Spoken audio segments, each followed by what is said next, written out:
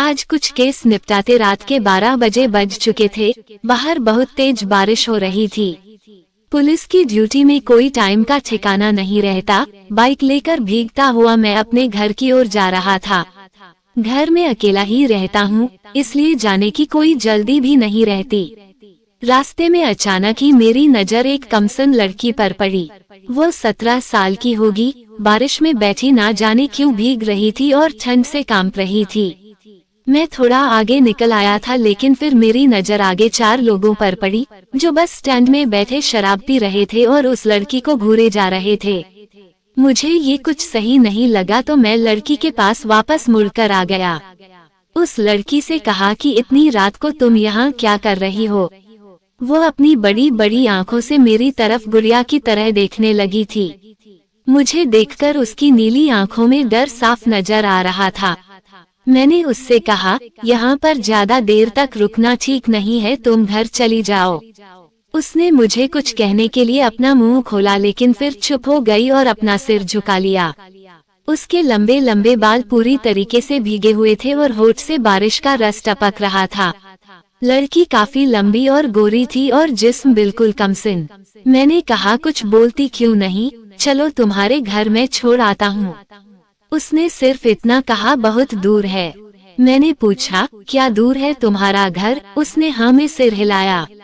मैंने कहा, कोई बात नहीं, मैं बाइक से छोड़ दूंगा, आ जाओ बैठ जाओ। उसने कहा, समुंदर के पार है, बाइक से नहीं जा सकते। ये सुनकर मुझे बहुत बड़ा झटका लगा। मैंने पूछा, इस शहर में तुम्हारा कोई रिश्तेदार तो होगा ना? सहमी वह मासूम ना में सिर हिलाए। उसकी मासूमियत देखकर मुझे कोई डोर उसकी ओर खींचा जा रहा था। मैंने उससे कहा, देखो रात काफी हो गई है, एक काम करो, तुम मेरे घर चलो, कल सुबह मैं तुम्हारे घर तुम्हें वापस भेजने का बंदोबस्त कर दूंगा। मेरी बात सुनकर उसने एक राहत की सांस ली और फिर मेरे साथ चलने को तैयार हो गई। मैं अपनी बाइक पर बैठाकर उसे अपने घर लेकर आ गया। घर पहुंचा और बाइक को स्टैंड कर ही रहा था कि तभी जोर से बादल गरजे। इतनी तेज आवाज हुई कि दिल दहल उठा। वो लड़की डर के मारे मुझसे चिपक गई। एक भीगी भागी लड़की मुझसे लिपटी हुई थी। मैं मात्र 21 साल का पुलिस इंस्पेक्टर, मेरे अंदर तो ज्वालामुखी फटने लगी थी। पर मैं उस मासूम के साथ कुछ गलत नहीं करना चाहता था, या फिर चाहता था, कह नहीं सकता। मैंने उसे कसकर पकड़ लिया ताकि वो घबराए नहीं। इस भीगे मौसम में उसके जिस्म की गर्मी मेरे जिस्म की आग को बढ़ा रही थी। मेरे अंदर तेज इच्छा जाग रही थी, या फिर मेरा मन मेरे बस में नहीं था। उसे छोड़ने को दिल नहीं कर रहा था, लेकिन फिर उसे लेकर अपने घर के अंदर आ गया था।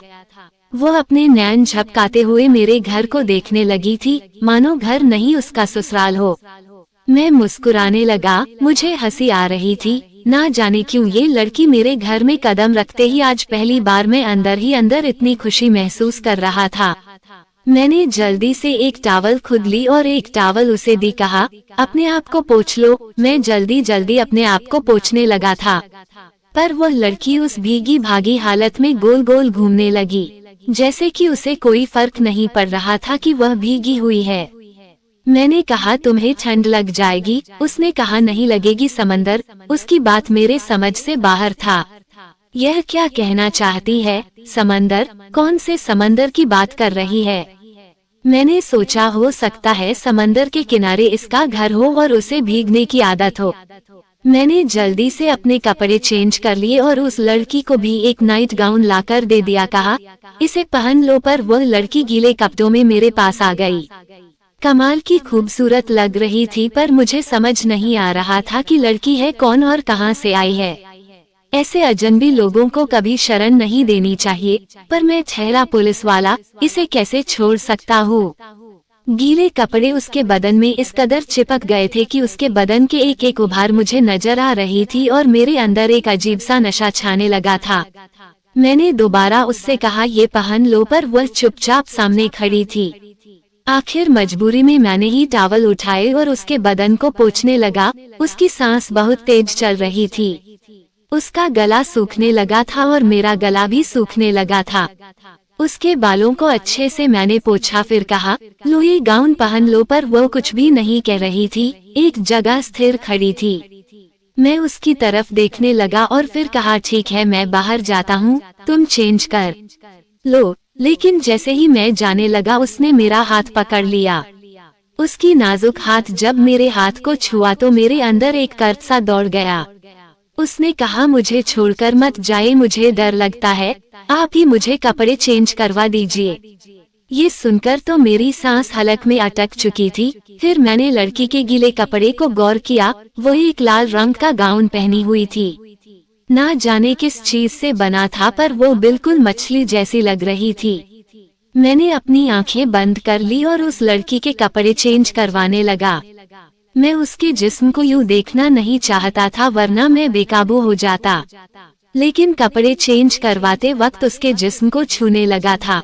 पर उसके जिस्म को छूते ही मुझे बहुत हैरत हुई, ऐसा लग रहा था उसके पूरे जिस्म में रेत है। यह महसूस करते ही मैंने अपनी आंखें खोल दी और जैसे ही उसके अनाभूषित जिस्म को देखा मेरे होश उड़ गए थे। उसके जिस्म को देखकर मेरी आंखें फटी की फटी रह गई। दूध से सफेद तन में रेत के कण लगे हुए थे। मैं उस हालत में उसे बाथरूम लेकर गया और उसे अच्छे से नहलाने लगा था। उसे इस हाल में देखकर मैं जज्बाती तो हो रहा था पर मेरे दिमाग में सैकड़ों सवाल थे। आखिर इसके बदन में इतने कण क्यों हैं? कहीं ये समुंदर से बहकर तो नहीं आई? उस पल में मैं मदहोश होने लगा था। किसी तरीके से उसे साफ करके मैंने उसके अंग को टॉवल से पोंछा, फिर गाउन पहना दिया। उसके कपड़े सूखने के लिए छोड़ दिया, पर मुझे ये समझ नहीं आया कि आखिर ये लड़की मेरे सामने कपड़े उतारने को तैयार कैसे हो गई। मेरा दिमाग तो बिल्कुल चकरा रहा था। अपनी जिंदगी में मैंने ऐसी लड़की आज तक नहीं देखी। आखिर ऐसी लड़की मेरी जिंदगी में कैसे आ गई? कहीं मेरी जिंदगी का रुख तो नहीं बदलने वाला? कहीं ये लड़की कोई हसीन जलपरी तो नहीं जो समंदर से निकल कर आई हो? पर इसको देखकर तो ये बहुत मासूम लग रही थी। मुझे कुछ भी समझ में नहीं आ रहा था, पर भूख जोरों की लग रही थी। मैंने पूछा तुम्हें भूख लगी है क्या? उसने हाँ में सिर हिलाया। मैं अपने घर का बचा खाना लेकर आ गया था और हम दोनों मिलकर खाना खाने लगे। लड़की बिल्कुल खामोश थी, ना जाने क्या सोच रही थी। खाना खाने के बाद मैंने उससे पूछा, अब बताओ तुम्हारा घर कहाँ पर है? उसने कहा, दूर देश में समंदर के पार। मैंने कहा, तुम कैसे आई फिर? कोई जहाज से आई हो? उसने कहा, तैर कर। मुझे उसके किसी भी बातों पर यकीन नहीं हो रहा था। उस लड़की को कोई दिमागी बीमारी तो नहीं? दूर देश से तैरकर इतना दूर कैसे आ सकती है और भला क्यों आई है? मैंने पूछा, तुम अपना घर छोड़कर इतनी दूर फिर क्यों आ गई? उसने कहा, मेरे पापा ने मेरी शादी तय कर दी थी, पर मैं दुनिया देखना चाहती थी इसलिए तैरती हुई इतनी दूर आ गई। मैंने कहा, तुम्हें पता है तुम्हारा घर कहाँ पर है? जगह का नाम क्या है? उसने हाँ में सिर हिलाया, फिर अपनी उंगली समुंदर की ओर करके इशारा करने लगी। मुझे कुछ भी समझ में नहीं आ रहा था। इस लड़की ने अपना हाथ मेरे हाथों के ऊपर रख दिया और मेरे एकदम करीब आ गई। मुझसे इस कदर चिपक गई कि हमारे बीच की सारी दूरियां नजदीकियों में बदल गई। मैं सब कुछ भूलकर उस पल में ढलने लगा था। इस अजनबी लड़की जो कि ना जाने किस समुंदर के उस पार के देश से तैरकर यहाँ तक आई थी। मैं पूरे तरीके से उसे पाने को मचलने लगा था। ऐसी लड़की को पा लूं तो मैं भी सबसे अलग बन जाऊंगा, लेकिन मैं पहल नहीं करना चाहता था। उस लड़की ने अपना सिर मेरे कंधों पर रख दिया और मैं उसके बालों को सहलाने लगा था, जो कि अभी भी आधे गीले थे। अचानक वह लड़की उठकर मेरे सामने आ गई और मेरे होठों पर अपने होठ रख दिए। जब मैं एक गहरे चुंबन में डूब गया, उसके होठों से मुझे समुंदर की खुशबू आने लगी। अब मैं उसे बेतहाशा चूमने लगा था, पर उसके बदन से समुंदर की खुशबू आ रही थी। पर मैंने तो उसे अच्छे से नहलाया था, फिर ऐसा क्यों? आखिर कौन है ये लड़की? कहीं कोई जल परी तो नहीं जिससे मैं यूं इस कदर दिल लगा बैठा हूँ? इस लड़की ने अपना गाउन उतार दिया और वह जादूगरनी का खुमार इस कदर छाया कि मैं उस पल सब भुलाकर उसे अपनी तड़पती और प्यासे जिस्म के अंदर ले लिया। उससे मोहब्बत करने लगा जब तक मेरे अंदर की आग ठंडी नहीं हो गई, शायद पूरी रात। जब आंख खुली तो दोपहर के 12 बजे बज गए थे। वह लड़की उठकर मेरे सामने बैठी हुई थी और एक कॉपी पेन लेकर शायद अपने गांव का कोई चित्र बनाकर मुझे दिखा रही थी। मैंने मानचित्र को गौर से देखा और कहा, इतना दूर जाने के लिए तो नाव की जरूरत पड़ेगी, मैं तुम्हारी तरह तैर नहीं सकता। ये सुनकर उसे यकीन ही नहीं हो रहा था। अगले दिन मैंने एक नाव की व्यवस्था की जो कि मशीन से चलती थी। नाव किराए पर लेकर कुछ खाना लिया। मैं उस लड़की के साथ निकल पड़ा था और उस नक्शे के हिसाब से मैं चलने लगा था। अचानक मुझे बहुत डर लगने लगा। मैं तो इस लड़की को जानता तक नहीं और उसकी बातों में यकीन करके मैं समुंदर में इतनी दूर आ गया था। मुझे तो तैरना भी नहीं आता, ये सोचकर मेरा दिल कांप उठा, मेरे चेहरे का रंग उड़ गया था। काफी दूर जाने के बाद ना जाने हमारी बोट किसी सिरे से टकराई और उलट गई और मैं समुंदर की गहराई में डूब गया। फिर मुझे कुछ भी याद नहीं। जब मुझे होश आया तो मैं एक टापू में था और लड़की मेरे सामने बैठी हुई थी। शायद लड़की मुझे यहाँ लेकर आई होगी या फिर हो सकता है मैं मर गया हूँ, पर उस लड़की ने मुझे हाथ लगाया तो मुझे लगा शायद मैं जिंदा हूँ।